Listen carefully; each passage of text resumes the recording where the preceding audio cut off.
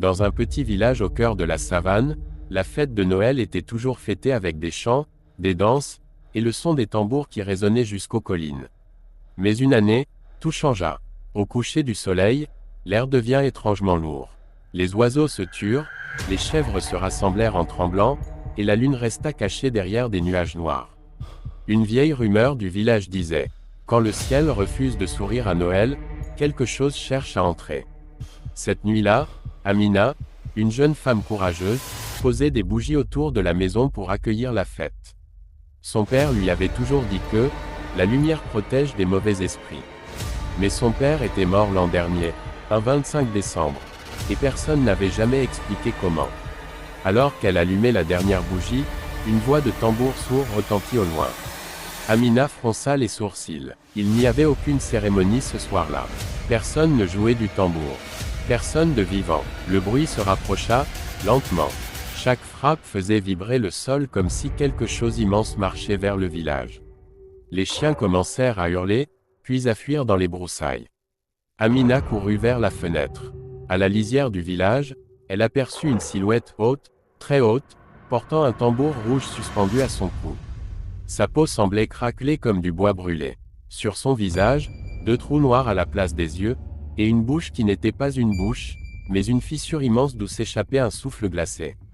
C'était Équisange, le tambour de l'ombre, un esprit ancien dont on parlait seulement en chuchotant. Plus grand que il revient chaque Noël chercher une âme qui pleure, une âme seule, une âme sans protection. Amina sentit son cœur se briser, elle était justement en deuil, vulnérable, exactement ce que l'esprit cherchait. Le tambour frappa encore, les fenêtres vibrèrent, les bougies s'éteignirent une à une. La fissure de la bouche s'ouvre, laissant s'échapper un rire grave. Amina recula, terrifiée. La porte sans qu'on la touche, se déverrouilla doucement. Puis dans un souffle glacé, une voix résonna. « Ta douleur m'appartient, ouvre-moi, enfant de Noël ». Amina, tremblante, saisit le vieux collier protecteur que son père lui avait laissé avant de mourir. Elle ne savait pas s'il contenait encore de la magie, mais c'était tout ce qu'elle avait. La dernière bougie, au sol, se ralluma toute seule. Une flamme vive, presque blanche. Le tambour cessa brusquement. La silhouette recula, comme brûlée par cette lumière.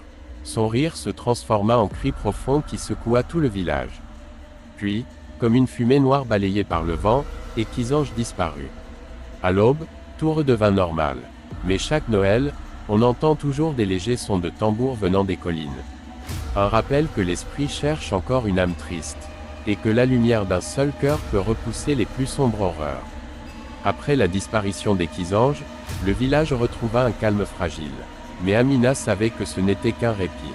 Chaque nuit, elle entendait encore au loin, toujours des sons des tambours. Comme si le tambour rouge battait pour annoncer le retour d'un mal plus grand. Une nuit, la vieille devineresse du village, Maman Ankia, frappa à sa porte. Ses yeux semblaient avoir vu au-delà du monde humain. « Amina, l'esprit ne reviendra pas seul. D'autres approchent. »« Pourquoi moi ?» demanda Amina. « Parce que ton cœur a survécu à leur appel.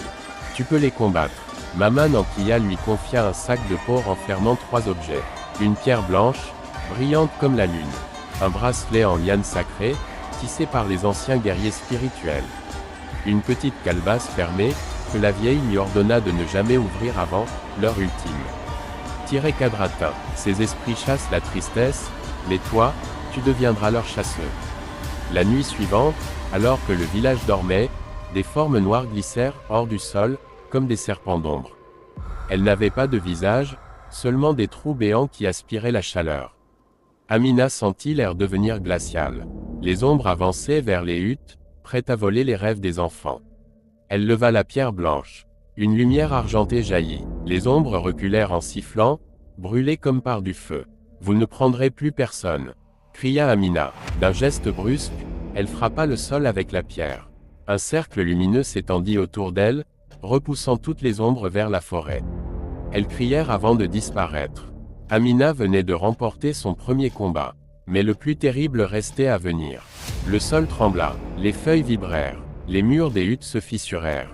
Équisange réapparut, plus grand, plus sombre, entouré de dizaines d'esprits mineurs. Sa fissure bouche se tordit en un sourire monstrueux. « Amina, Tu as repoussé mes enfants, mais tu ne peux pas m'arrêter. Je ne suis plus seule, répondit-elle. Elle plaça le bracelet sacré autour de son poignet. Il s'illumina d'une lueur dorée. Un vent chaud s'éleva autour d'elle. Maman Ankia, qui observait depuis sa hutte, murmura. Le bracelet a reconnu une vraie guerrière. Et qu'Isange frappa son tambour. Les vibrations firent trembler le sol comme un séisme. Amina tomba à genoux. Donne-moi ton cœur brisé, souffla l'esprit. Non, je te donne ma force. Elle ouvrit la calebasse interdite. Une explosion de lumière rouge et or jaillit, éclairant le village comme un soleil miniature. La lueur enveloppa Amina, la souleva et la transforma en silhouette de pure énergie. Les autres esprits hurlèrent et se dissipèrent comme de la fumée. Équisange tenta de résister, mais la lumière entra dans ses fissures. Son tambour se brisa en deux.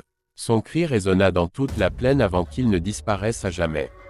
Quand le jour se leva, Amina se réveilla au centre du village. Autour d'elle, les habitants la regardaient en silence, émerveillés. Maman Ankia posa sa main sur son épaule. Tu as vaincu les ténèbres.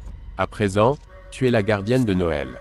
Et je protégerai ce village, jusqu'à mon dernier souffle. Au loin, aucune ombre, aucun tambour. Juste la paix, enfin.